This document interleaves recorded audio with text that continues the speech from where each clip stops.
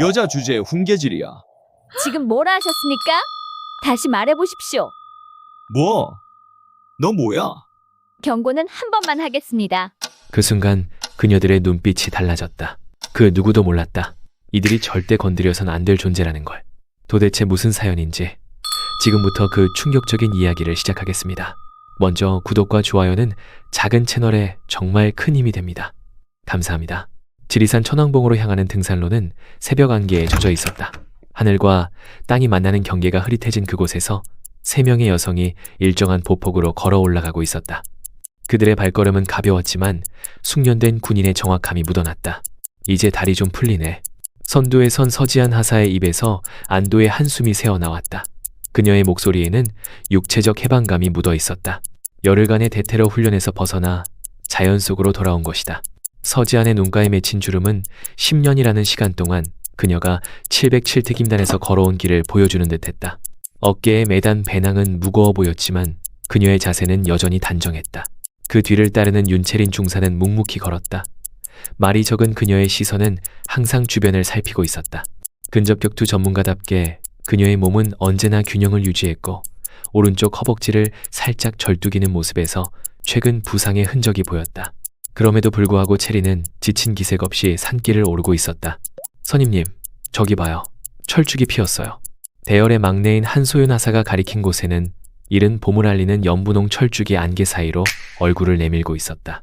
소윤의 목소리에는 자연에 대한 순수한 감탄이 담겨 있었다. 날카로운 정찰 능력을 가진 그녀는 항상 주변 환경의 작은 변화도 놓치지 않았다. 소윤아, 네 눈은 정말 대단해. 이 안개 속에서도 저걸 발견하다니. 지안의 칭찬에 소윤은 수줍게 미소 지었다. 아침 햇살이 안개를 뚫고 그들의 얼굴을 비추기 시작했다. 낮게 깔린 구름 사이로 지리산의 웅장한 능선이 드러났다. 땅에서 올라오는 습기와 소나무 향이 그들의 폐를 채웠다. 우리 10년 만에 다 같이 산행하는 거야, 맞지? 지안의 질문에 채린이 고개를 끄덕였다. 땀에 젖은 그녀의 이마 위로 짧게 자른 머리카락이 바람에 흔들렸다. 그들은 같은 부대에서 근무하면서도 함께 휴가를 내기가 쉽지 않았다. 이번 휴가는 3박 4일 동안 오롯이 자신들을 위한 시간이었다. 작년 임무 때는 진짜 힘들었는데. 소윤의 말에 세 사람은 잠시 침묵했다. 그들이 공유하는 기억 속에는 위험한 임무들이 가득했다. 특히 작년 태국 대사관 인질 구출 작전은 그들에게 깊은 상처를 남겼다. 체린의 다리 부상도 그때 생긴 것이었다. 바람이 불자 지안은 자연스럽게 등산복 지퍼를 목까지 올렸다. 그녀의 목에 걸린 군번줄이 희미하게 반짝였다. 군번줄 옆에는 작은 과일 모양의 펜던트가 달려 있었다. 산불로 아버지의 과수원을 잃었던 그녀에게 그것은 평생의 기억이자 그녀가 군인의 길을 선택한 이유였다. 이제 곧 중봉 대피소야. 거기서 쉬었다 가자. 지안의 말에 세 사람은 다시 보폭을 맞췄다. 그들의 움직임은 마치 오랜 시간 함께한 기계의 부품처럼 완벽하게 조화를 이루었다. 아침 이슬에 젖은 바위를 오를 때도 좁은 산길을 지날 때도 그들은 서로를 배려하며 나아갔다. 중봉 대피소가 보이기 시작했을 때 아침 햇살은 이미 안개를 모두 걷어내고 있었다. 산 아래로 펼쳐진 마을의 풍경이 한 폭의 그림처럼 드러났다. 지안은 잠시 발걸음을 멈추고 그 광경을 바라보았다. 우리가 지키는 게 바로 저거야. 그녀의 말에 채린과 소윤도 함께 시선을 돌렸다. 산 아래 평화로운 마을의 모습이 그들의 가슴을 따뜻하게 데웠다. 그 순간 그들은 자신들이 선택한 길에 대한 자부심을 다시 한번 느꼈다. 새 여군은 이내 발걸음을 옮겼다. 그들의 어깨에는 국가의 안전을 지키는 무게가 있었지만 오늘만큼은 그저 산을 오르는 세 명의 여성으로서 자연과 함께하는 시간을 즐기고 있었다. 저는 먼저 앞장서서 좁은 등산로를 오르고 있었습니다. 채린이와 소윤이는 제 뒤를 묵묵히 따라오고 있었지요. 아침 햇살이 나뭇가지 사이로 스며들어 지리산의 아름다움을 한층 더 빛나게 했습니다.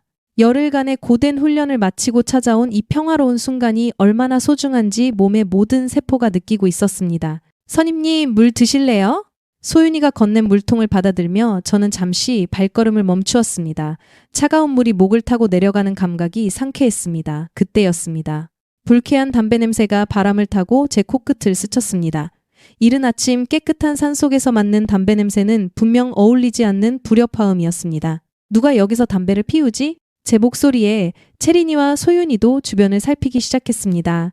몇 걸음 더 올라가자 등산로가 살짝 넓어지는 바위 쉼터가 나타났고 그곳에서 두 남자가 담배를 피우며 시끄럽게 떠들고 있었습니다. 땅에는 이미 여러 개의 담배꽁초가 널브러져 있었고 소주병 몇 개가 굴러다니고 있었습니다. 제 심장이 빠르게 뛰기 시작했습니다. 아버지의 과수원이 담배꽁초 하나로 산불이나 모두 잃었던 기억이 제 머릿속을 스쳤습니다. 특히 요즘같이 건조한 봄철에는 작은 불씨 하나가 대형 산불로 이어질 수 있다는 것을 저는 누구보다 잘 알고 있었습니다. 깊게 숨을 들이마시고 저는 두 남자에게 다가갔습니다. 가까이 다가가자 그들의 팔과 목에 선명한 문신이 보였습니다. 둘 다 건장한 체격에 날카로운 눈빛을 가지고 있었지요.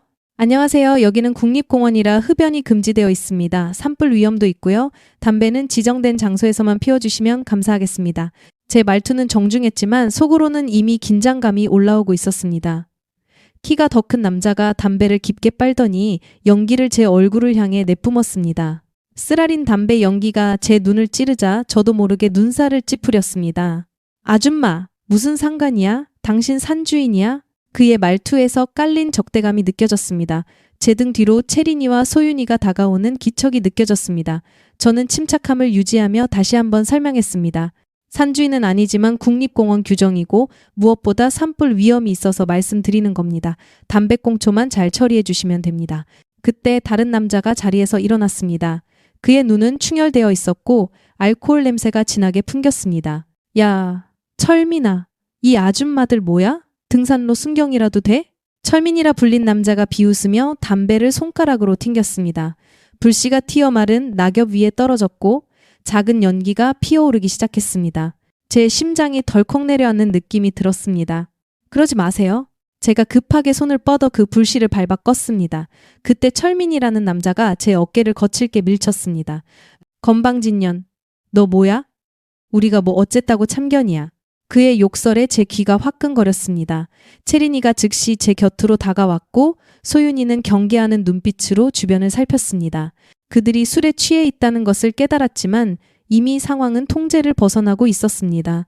우리는 그냥 지나가던 등산객입니다. 불필요한 갈등은 원치 않아요. 제 목소리는 여전히 침착했지만 속에서는 분노가 끓어오르고 있었습니다. 아버지의 과수원이 타오르던 그날의 기억, 화상으로 얼룩진 아버지의 손, 그리고 우리 가족이 모든 것을 잃었던 그 절망감이 다시 제 가슴을 쥐어짰습니다. 야, 인연들 어디서 많이 봤는데? 다른 남자 오상태로 보이는 사람이 우리를 자세히 살펴보더니 갑자기 눈을 크게 떴습니다. 철민아, 인연들 군인이야. 저번에 TV에 나왔던 것 같은데. 그의 말에 철민이 다시 우리를 노려보았습니다. 그의 눈빛이 더욱 험악해졌습니다. 군인? 더 웃기네. 여자가 무슨 군인이야. 어디 부대인데? 여자들끼리 뭐 하는 부대야? 그의 비웃음에 제 손끝이 떨렸습니다. 지금까지 수많은 비하와 편견을 견뎌왔지만 이런 상황에서 마주하니 더욱 화가 치밀었습니다. 그러나 저는 군인으로서의 자제력을 발휘해야 했습니다. 더 이상의 대화는 무의미할 것 같습니다. 담배만 조심히 처리하시고 우리는 가겠습니다. 제가 돌아서려는 순간 철민이 갑자기 제 배낭을 잡아당겼습니다. 균형을 잃은 저는 비틀거렸고 그 순간 제 안에 참고 있던 분노가 폭발 직전까지 치달았습니다. 채린이의 눈빛이 날카로워졌고 소윤이는 이미 상황에 대비해 자세를 낮추고 있었습니다. 야, 아줌마들, 여기서 우리한테 훈계하려면 대가를 치러야지. 철민의 말에 오상태가 킬킬거리며 웃었습니다. 그들의 눈빛에서 위험한 의도가 익혔습니다. 저는 제 동료들과 눈빛을 교환했습니다. 우리는 말없이 서로를 이해했습니다. 제 심장은 이제 목구멍까지 치솟는 것 같았습니다. 이 상황을 평화롭게 해결할 방법은 없어 보였습니다. 군인으로서 저는 항상 평화적 해결을 우선시했지만 동시에 위협에 단호히 대응하는 법도 알고 있었습니다. 숲속의 공기가 갑자기 무거워졌습니다. 새들은 더 이상 지저귀지 않았고 바람만이 나무십 사이로 스치는 소리가 들렸습니다. 저는 깊은 숨을 들이마시며 다음 행동을 결정해야 했습니다. 철민의 눈빛이 더욱 위협적으로 변했습니다. 그의 입가에 걸린 비웃음은 제 분노에 기름을 붓는 것 같았습니다. 채린이와 소윤이는 제 양옆에서 경계태세를 갖추고 있었지만 저는 여전히 마지막까지 평화적 해결을 바라고 있었습니다. 마지막으로 한 번 더 말씀드립니다. 우리는 그냥 지나가던 등산객입니다. 불필요한 충돌은 피하고 싶습니다. 제 목소리는 떨리지 않았지만 등줄기를 타고 흐르는 식은땀이 느껴졌습니다. 철민은 마지막 한 모금을 깊게 빨아들인 후 담배를 손가락으로 튕겨 마른 낙엽 위로 던졌습니다. 작은 불씨가 낙엽 위에서 붉게 빛났습니다. 아줌마, 원래 이렇게 참견하는 스타일이야? 네, 남편은 그런 거 안 싫어해? 그의 말에 제 안에 무언가가 끊어지는 소리가 들리는 것 같았습니다. 10년 동안의 군 생활, 특히 707 특임단에서의 경험은 저에게 극한 상황에서도 감정을 통제하는 법을 가르쳐 주었지만 이 순간만큼은 분노가 이성을 압도했습니다. 저 불씨 좀 밟아주세요. 제 목소리는 이제 얼음처럼 차가워졌습니다. 철민은 제 눈을 똑바로 바라보며 비웃었고 오상태는 그 옆에서 킬킬거리며 웃었습니다. 아니면 어쩔 건데? 그 순간 철민이 갑자기 제 멱살을 잡으려 손을 뻗었습니다. 그의 거친 손이 제 목을 향해 다가오는 순간 10년간의 훈련이 자동적으로 작동했습니다. 저는 그의 손목을 잡아 비틀며 몸을 회전시켰고 순식간에 그의 팔을 등 뒤로 꺾었습니다. 합기도 기본 기술인 관절기였습니다. 으악! 철민의 비명이 산을 울렸습니다. 그의 얼굴이 고통으로 일그러졌지만 저는 압박을 유지했습니다. 제 귀에는 심장 박동 소리만 크게 들렸고 시야는 선명해졌습니다. 뭐야 인연이? 오상태가 주머니에서 접이식 칼을 꺼내들었습니다. 칼날이 아침 햇살에 번쩍였습니다. 그러나 그가 한 걸음을 내딛기도 전에 체린이가 이미 그의 앞을 가로막고 있었습니다. 오상태가 칼을 휘두르자 체린이는 마치 물 흐르듯 자연스럽게 그의 공격을 피했습니다. 체린이의 동작은 정확하고 경제적이었습니다. 그녀는 오상태의 칼을 든 손목을 잡아 비틀고 무릎으로 그의 팔꿈치를 쳤습니다. 칼이 땅에 떨어지며 날카로운 소리를 냈고 곧이어 오상태의 몸이 땅바닥에 내동댕이 쳐졌습니다. 뭐야? 너네 뭐야? 철민이 고통스러운 신음을 내뱉었습니다. 저는 그의 팔을 꺾은 채로 그에게 말했습니다. 우리는 당신이 생각하는 그냥 아줌마들이 아닙니다. 그 순간 철민의 눈에서 분노와 함께 공포가 번졌습니다. 아마도 이제서야 우리가 누구인지 짐작했을 겁니다. 707 특임단의 훈련은 그저 평범한 군사훈련과는 차원이 달랐습니다. 우리 셋은 이미 수백 번의 실전 같은 훈련을 통해 몸의 반사적인 대응을 익히고 있었습니다. 이 미친년들이. 너네 누군데 감히. 철민이 신음하며 말했지만 저는 압박을 조금도 늦추지 않았습니다. 제 목소리는 평온했지만 내면에서는 분노의 불길이 여전히 타오르고 있었습니다. 국립공원에서 흡연은 금지되어 있습니다. 그리고 방금 우리를 위협했죠. 칼까지 꺼냈고요. 땅바닥에 쓰러진 오상태가 소윤이에게 발길질을 하려 했지만 소윤이는 가볍게 몸을 틀어 피하고 그의 발목을 잡아 비틀었습니다. 오상태의 얼굴이 고통으로 일그러졌습니다. 으아! 너네 완전 미쳤어. 우리가 누군지 알아? 우리 형님이 알면 너네 다 죽은 목숨이야. 오상태의 협박에 소윤이의 눈빛이 더욱 차가워졌습니다. 평소 가장 부드러운 성격의 소윤이지만 그녀 역시 707 특임단의 엘리트 요원이었습니다. 여러분 진정하세요. 이제 그만 각자의 길로 가는 게 좋겠습니다. 제 말에 체린이가 오상태를 일으켜 세웠습니다. 그의 얼굴은 공포와 분노가 뒤섞여 있었습니다. 저는 철민의 팔을 놓아주었고 그는 비틀거리며 몇 걸음 물러났습니다. 너네 이거 안 끝났어. 두고 봐. 철민이 도끼 어린 목소리로 말했습니다. 그의 얼굴은 분노로 일그러져 있었고 눈에서는 복수심이 번득였습니다. 그러나 저는 이미 마음을 가라앉히고 있었습니다. 산에서 내려가서 다시는 이런 일이 없었으면 좋겠네요. 산불은 모두에게 비극입니다. 제 말이 끝나기도 전에 철민은 갑자기 달리기 시작했습니다. 그는 우리를 뒤로 하고 산길을 따라 빠르게 도망치기 시작했습니다. 저는 놀란 눈으로 그를 바라보았습니다. 선임님, 쫓아갈까요? 소윤이가 물었습니다. 저는 잠시 고민했습니다. 그를 놓아주면 분명 문제가 생길 것 같았지만 지금은 다른 등산객들이 볼 수도 있는 공개된 장소였습니다. 쫓아가자. 하지만 충돌은 피해. 그냥 어디로 가는지만 확인하자. 제 지시에 소윤이는 즉시 철민의 뒤를 쫓았습니다. 소윤이는 우리 셋 중 가장 빠른 발을 가지고 있었고 정찰 능력도 뛰어났습니다. 뒤에 남은 오상태는 여전히 체린이에게 붙잡혀 있었습니다. 그의 얼굴은 창백했고 더 이상의 저항은 없었습니다. 너네 뭐야? 경찰이야? 오상태의 목소리가 떨렸습니다. 체린이는 말없이 그를 바라볼 뿐이었고 저는 한숨을 내쉬었습니다. 우리는 그냥 휴가 중인 군인입니다. 당신들이 먼저 우리를 위협했죠. 그 순간 오상태의 눈이 커졌습니다. 아마도 우리가 특수부대원이라는 사실을 깨달았을 겁니다. 너네 707? 그 여자 특수부대? 그의 말에 저는 대답하지 않았습니다. 대신 체린이가 그의 팔을 놓아주었습니다. 오상태는 비틀거리며 물러섰고 잠시 우리를 노려보다가 갑자기 철민이 사라진 방향으로 도망치기 시작했습니다. 선임님, 쫓아갈까요? 채린이가 물었습니다. 저는 고개를 저었습니다. 소윤이가 이미 철민을 쫓고 있어. 우리는 여기 남아서 불씨를 확인하고 다른 등산객들이 안전한지 확인하자. 채린이는 고개를 끄덕였고 우리는 재빨리 주변을 살폈습니다. 다행히 철민이 던진 담배꽁초는 이미 꺼져 있었고 주변에 다른 불씨도 보이지 않았습니다. 제 심장은 여전히 빠르게 뛰고 있었지만 이제 분노는 걱정으로 바뀌었습니다. 그들이 말한 형님이 누구인지 그리고 그들이 어떤 보복을 계획할지 불안했습니다. 그러나 지금 당장은 소윤이의 안전이 걱정됐습니다. 채린아, 소윤이를 찾으러 가자. 채린이와 저는 소윤이가 사라진 방향으로 빠르게 움직였습니다. 산길이 점점 가팔라졌고 주변은 더욱 울창한 숲으로 변했습니다. 가슴속에서는 불안감이 점점 커져갔습니다. 그들이 말한 조직, 그 형님이 누구인지 그리고 이 일이 어떻게 전개될지에 대한 두려움이 제 마음을 짓눌렀습니다. 우리가 선택한 행동이 옳았는지 다른 방법은 없었는지 자문했습니다. 하지만 제 마음 한구석에서는 이미 알고 있었습니다. 이것은 단순한 산에서의 우연한 마주침이 아니라 더 큰 문제의 시작이 될 것이라는 것을. 소윤아, 어디 있어? 숲속으로 깊이 들어갈수록 제 목소리는 더욱 절박해졌습니다. 채린이와 저는 빠른 걸음으로 소윤이를 찾아 나섰습니다. 울창한 나무들 사이로 햇빛이 간간히 스며들었지만 주변의 그림자가 점점 더 깊어지는 것 같았습니다. 지안 선임님, 갑자기 앞쪽에서 소윤이의 목소리가 들렸습니다. 저는 안도의 한숨을 내쉬며 소리가 난 방향으로 달려갔습니다. 얼마 지나지 않아 작은 계곡 앞에서 소윤이를 발견했습니다. 그녀는 숨을 몰아쉬고 있었고 얼굴에는 걱정이 가득했습니다. 그자가 계곡 건너편으로 도망쳤어요. 뭔가를 계속 전화하면서 가더라고요.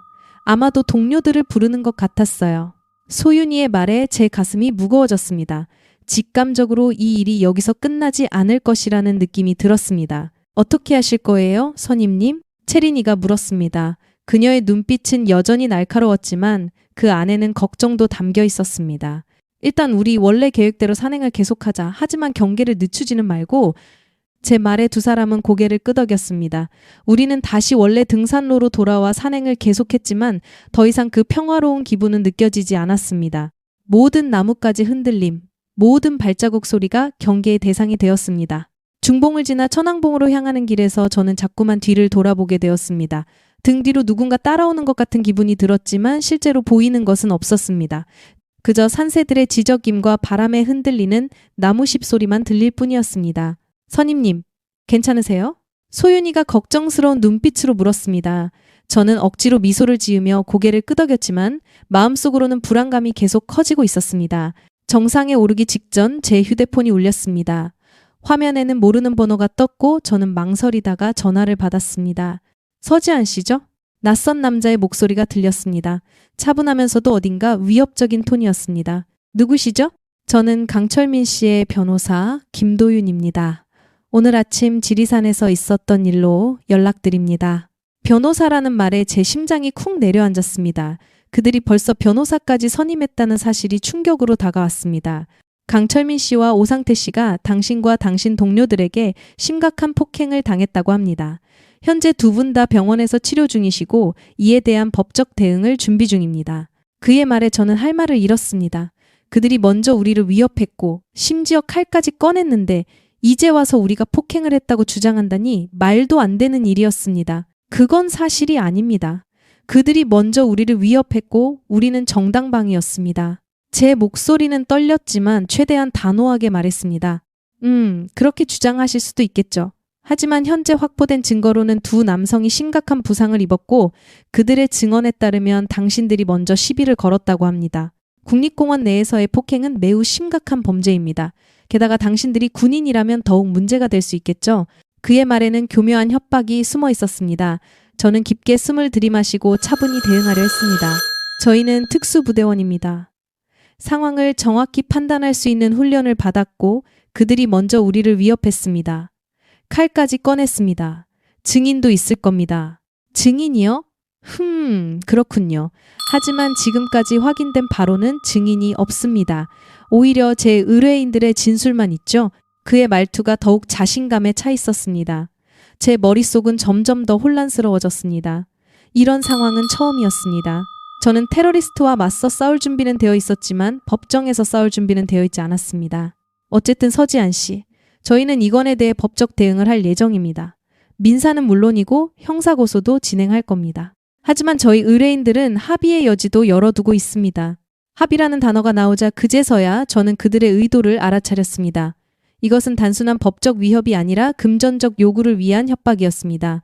저희는 합의할 생각이 없습니다. 진실은 반드시 밝혀질 겁니다. 제 말이 끝나자마자 그는 차갑게 웃었습니다. 그럼 그렇게 하시죠. 하지만 이 일이 언론에 알려지면 어떻게 될지 생각해 보셨나요? 특수부대 여군, 민간인 폭행에 중상 입혀 이런 헤드라인이 나온다면 당신의 부대는 어떻게 될까요? 그의 말에 제 등줄기를 식은땀이 타고 내려갔습니다. 우리 부대의 명예 그리고 우리가 쌓아온 모든 것이 한순간에 무너질 수도 있다는 생각이 들었습니다. 고민해보시고 연락주세요. 기다리겠습니다. 전화가 끊기고 저는 한동안 그 자리에 서 있었습니다. 채린이와 소윤이가 걱정스러운 눈빛으로 저를 바라보고 있었습니다. 무슨 일이에요, 선임님? 소윤이가 조심스럽게 물었습니다. 저는 방금 전화로 들은 내용을 그들에게 알려주었습니다. 채린이의 눈빛이 차갑게 변했고 소윤이는 충격받은 표정이었습니다. 이건 명백한 협박이에요. 우리는 정당방위였어요.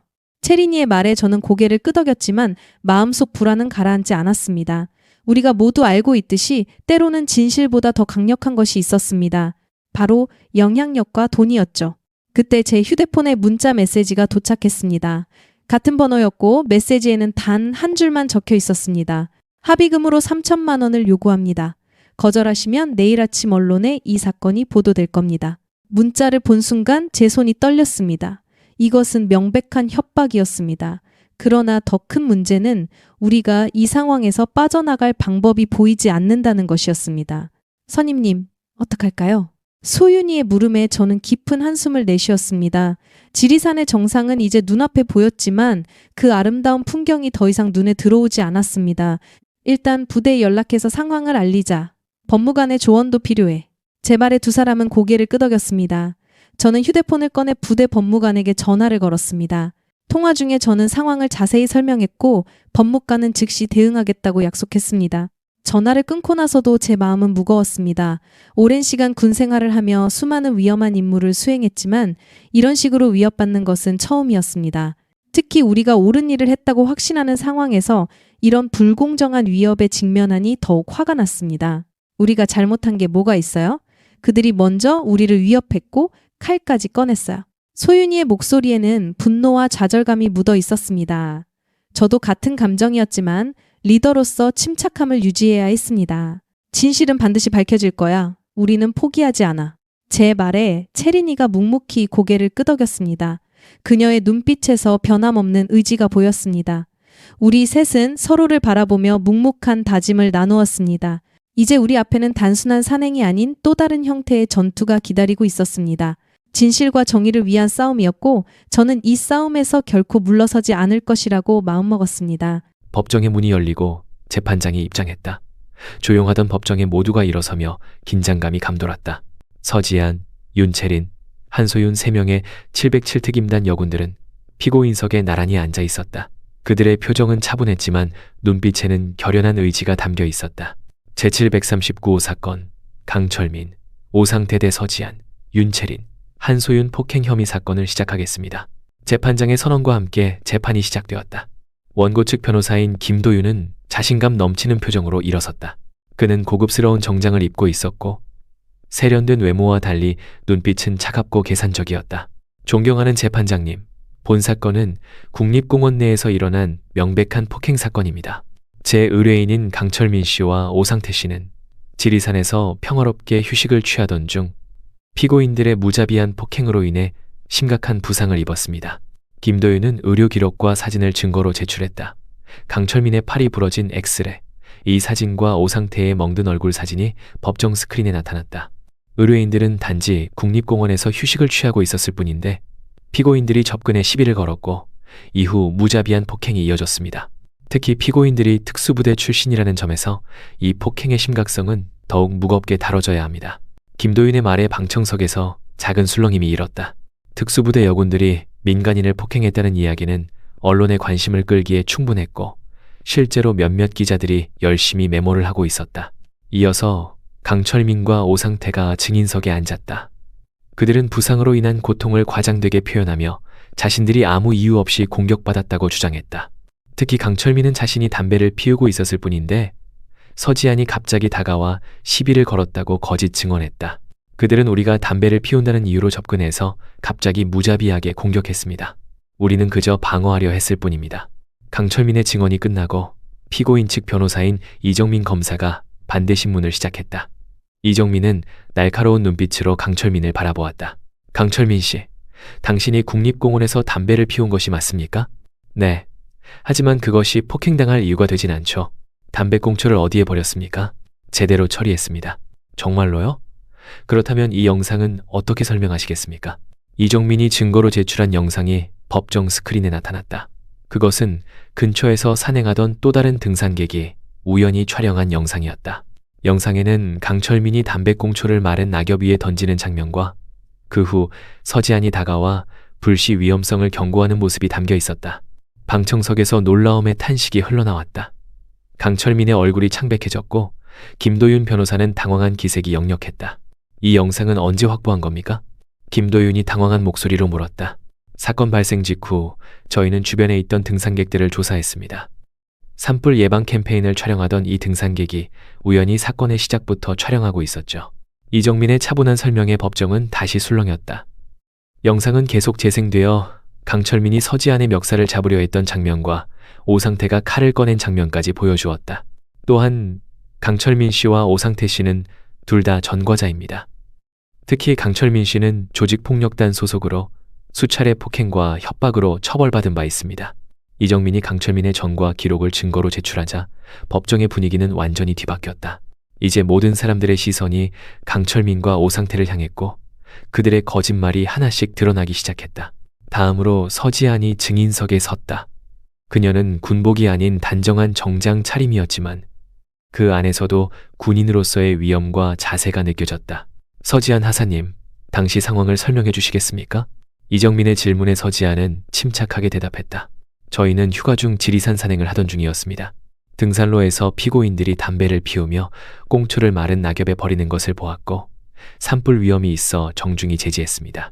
그러나 그들은 저희를 모욕하고 위협했으며 결국 강철민 씨가 제 멱살을 잡으려 했고 오상태 씨는 칼까지 꺼냈습니다. 저희는 그저 자신을 방어했을 뿐입니다. 서지안의 차분한 증언은 설득력이 있었다. 그녀의 눈빛에는 거짓이 없었고 목소리에는 확신이 담겨 있었다. 윤채린과 한소윤도 순서대로 증언에 나섰다. 세 여군의 일관된 증언과 영상 증거, 그리고 강철민과 오상태의 전과 기록은 사건의 진실을 명확히 보여주었다. 재판의 마지막 순간 이정민 검사는 결정적인 증거를 제출했다. 재판장님, 저희는 강철민과 오상태가 서지안 하사에게 보낸 협박성 메시지도 확보했습니다. 이것은 그들이 이 재판을 악용해 금전적 이득을 취하려 했음을 보여줍니다. 법정 스크린에 서지안이 받았던 협박 메시지가 나타났다. 3천만 원의 합의금을 요구하며 거절 시 언론에 보도하겠다는 내용이었다. 이 증거를 본 방청석에서는 분노의 목소리가 터져나왔다. 이 사건은 단순한 폭행 사건이 아닙니다. 이는 정당방위 상황을 악용해 금전적 이득을 취하려는 시도였습니다. 피고인들은 국가의 안보를 위해 헌신하는 군인들로 그저 자신과 동료를 보호하기 위해 필요 최소한의 힘을 사용했을 뿐입니다. 이정민의 최종 변론이 끝나고 재판장은 잠시 생각에 잠겼다. 법정은 숨막히는 긴장감으로 가득 찼다. 본 재판부는 모든 증거와 증언을 검토한 결과 피고인 서지안, 윤채린, 한소윤의 행위는 정당방위로 인정합니다. 원고의 청구를 기각하며 오히려 원고 강철민과 오상태에 대해서는 위증 및 사법방해 혐의로 수사를 의뢰하겠습니다. 재판장의 판결에 법정은 안도의 한숨으로 가득 찼다. 서지안의 눈에는 감사의 눈물이 맺혔고 채린과 소윤은 서로의 손을 꽉 잡았다. 그들이 지켜온 진실과 정의는 마침내 빛을 발했다. 강철민과 오상태는 허탈한 표정으로 법정을 나갔고 그들의 변호사 김도윤은 분노를 감추지 못했다. 반면 방청석에 있던 여러 사람들은 서지안, 채린, 소윤에게 격려와 지지의 박수를 보냈다. 재판이 끝난 후 이정민 검사가 세 여군에게 다가왔다. 수고 많으셨습니다. 진실은 항상 이기는 법이죠. 서지안은 감사의 인사를 전했고 이정민은 미소를 지으며 대답했다. 군인으로서 국가를 지키는 것뿐만 아니라 이렇게 법정에서도 정의를 지키는 모습이 자랑스럽습니다. 앞으로도 힘내세요. 법정을 나서는 순간 서지아는 깊은 안도감을 느꼈다. 이 싸움은 단순한 법적 공방이 아니라 그들의 명예와 직업적 자긍심을 지키기 위한 것이었다. 그리고 그들은 마침내 승리했다. 언론에서는 이 사건을 707 특임단 여군들의 정당방위 인정, 조직폭력배의 거짓 주장 무너져 라는 헤드라인으로 보도했다. 그리고 그것은 그들에게 또 다른 형태의 승리였다. 평범한 휴가가 악몽이 되었다가 이제 다시 일상으로 돌아오는 이 과정이 마치 영화 같았습니다. 제 인생에서 가장 긴장되고 힘든 시간이었지만 동시에 가장 값진 경험이기도 했습니다. 중대장실 문 앞에서 저는 잠시 숨을 고르고 노크를 했습니다. 들어오세요. 강인한 목소리가 들렸고 우리는 차례로 중대장실에 들어섰습니다. 김태준 중령은 책상 앞에 서서 우리를 맞이했습니다. 그의 표정은 늘 그렇듯 엄격했지만 눈빛에는 무언가 다른 감정이 깃들어 있었습니다. 서지안 하사, 윤채린 중사, 한소윤 하사, 돌아온 것을 환영한다. 우리는 일제히 경례를 했고 중대장도 이에 답했습니다. 잠시 침묵이 흐른 후 중대장은 깊은 한숨을 내쉬었습니다. 힘든 시간이었을 텐데 잘 견뎌냈다. 너희들이 707 특임단의 명예를 지켜냈다. 그의 말에 제 가슴이 뭉클해졌습니다. 중대장은 평소 감정 표현이 절제된 분이었기에 이런 말을 들은 것은 처음이었습니다. 재판 결과는 이미 들었다. 완벽한 승리였어. 특히 서지안, 네가 보여준 리더십은 707 특임단의 모범이 될 만했다. 제 귀가 뜨거워졌습니다. 중대장의 칭찬은 흔치 않은 일이었고 그것이 주는 무게감은 더욱 컸습니다. 감사합니다, 중대장님. 하지만 저 혼자만의 승리가 아닙니다. 채린이와 소윤이 그리고 부대의 모든 지원이 있었기에 가능했습니다. 제 말에 중대장은 고개를 끄덕였습니다. 그의 책상 위에는 우리의 재판을 다룬 신문기사가 놓여 있었습니다. 헤드라인은 707 특임단 여군들 정당방위 인정받아였습니다. 이번 일은 우리 부대에 큰 의미가 있다. 여군 특수부대원들에 대한 대중의 인식을 긍정적으로 바꾸는 계기가 되었다. 중대장은 잠시 창밖을 바라보다가 다시 우리를 향해 말을 이었습니다. 사실 처음에는 걱정했다. 이 사건이 우리 부대의 명예를 훼손할까봐. 하지만 너희들은 오히려 더 빛나는 결과를 가져왔다. 그의 말에 우리 셋은 묵묵히 고개를 숙였습니다. 가슴 속에서는 자부심이 조용히 피어올랐습니다. 이제 일주일간의 휴가를 더 받아라. 그동안 충분히 쉬고 다음 임무를 위해 몸과 마음을 추스르도록. 중대장의 배려에 우리는 감사의 인사를 전했습니다. 중대장실을 나오는 순간 마치 무거운 짐을 내려놓은 것 같은 해방감이 느껴졌습니다. 복도를 걸으며 채린이가 말했습니다. 선임님 정말 대단하셨어요. 법정에서의 증언도 그리고 모든 과정에서 흔들리지 않으신 모습이. 채린이의 목소리에는 진심 어린 존경이 담겨 있었습니다. 평소 감정 표현이 적은 그녀에게서 이런 말을 듣는 것은 드문 일이었습니다. 우리 모두 잘했어. 특히 소윤이, 네가 찾아낸 그 등산객 증인이 없었다면 결과가 달라졌을 거야. 소윤이는 쑥스러운 듯 미소 지었습니다. 사건 직후 그녀는 지리산 일대의 등산객들을 수소문하여 마침내 사건을 영상으로 담은 증인을 찾아내는 데 성공했습니다. 그 영상이 재판의 판도를 완전히 뒤집었죠. 다들 배고프지? 부대 앞 식당에서 저녁 먹자. 내가 살게. 제 제안에 두 사람은 환하게 미소 지었습니다. 우리는 부대 밖으로 나와 가까운 식당으로 향했습니다. 석양이 지는 하늘은 붉게 물들어 있었고 그 아름다움이 지금의 순간을 더욱 특별하게 만들었습니다. 식당에 들어서자 따뜻한 공기와 맛있는 음식 냄새가 우리를 반겼습니다. 우리는 구석자리에 앉아 오랜만에 마음 편히 대화를 나누었습니다. 음식이 나오자 세 사람은 서로를 바라보며 잔을 들었습니다. 우리의 우정과 정의에. 제 건배사에 두 사람도 잔을 부딪혔습니다. 채린이의 평소 무표정한 얼굴에도 행복한 미소가 번졌고 소윤이의 눈에는 감동의 눈물이 맺혔습니다. 선임님, 사실 처음에는 정말 두려웠어요. 우리가 진실을 증명할 수 있을까 싶었거든요. 소윤이의 솔직한 고백에 저도 고개를 끄덕였습니다. 나도 마찬가지였어. 특히 변호사의 첫 전화를 받았을 때는 가슴이 무너지는 것 같았지. 하지만 우리가 옳은 일을 했다는 확신이 있었기에 끝까지 싸울 수 있었던 것 같아. 채린이가 진지한 눈빛으로 말했습니다. 이번 일로 더 강해진 것 같아요. 전장에서의 싸움과는 다른 종류의 전투였지만 또 다른 의미에서 중요한 승리였죠. 그녀의 말에 깊이 공감했습니다. 우리는 군인으로서 국가의 안보를 지키는 임무를 수행하지만 이번에는 정의와 진실이라는 더 큰 가치를 지켜낸 것입니다. 식사를 마치고 나오는 길 저는 문득 하늘을 올려다보았습니다. 별들이 하나둘 빛나기 시작한 깊은 밤하늘이 우리를 내려다보고 있었습니다. 그 순간 이상하게도 아버지의 얼굴이 떠올랐습니다. 산불로 과수원을 잃었던 그날 아버지는 절망 속에서도 저에게 말했습니다. 지아나, 세상에는 우리가 통제할 수 없는 일들이 있단다. 하지만 그럴 때일수록 우리는 더 강해져야 해. 그 말이 제가 군인의 길을 선택한 이유였고 오늘의 승리로 이어진 원동력이었습니다. 아버지의 과수원을 지키지 못했지만 저는 오늘 더 큰 정의를 지켜냈습니다. 채린이와 소윤이가 저를 바라보며 미소 지었습니다. 그들의 눈빛에서 같은 자부심과 성취감을 느낄 수 있었습니다. 우리는 서로를 더 깊이 이해하게 되었고 이전보다 더 끈끈한 유대감으로 연결되었습니다. 이제 진짜 휴가를 즐길 수 있겠네. 제 말에 두 사람은 웃음을 터뜨렸습니다. 우리는 부대로 돌아가는 길 어깨를 나란히 하고 걸었습니다. 밤바람이 우리의 머리카락을 스치며 지나갔고 그 감촉은 자유와 해방감을 더해 주었습니다. 이제 우리 앞에는 새로운 임무와 도전이 기다리고 있겠지만 오늘 이 순간만큼은 그저 자랑스러운 707특 임단의 새 여군으로서 또 서로를 지켜준 믿음직한 동료로서 이 평화를 만끽하고 싶었습니다. 지금 이 영상을 어디서 보고 계신가요? 댓글로 알려주세요.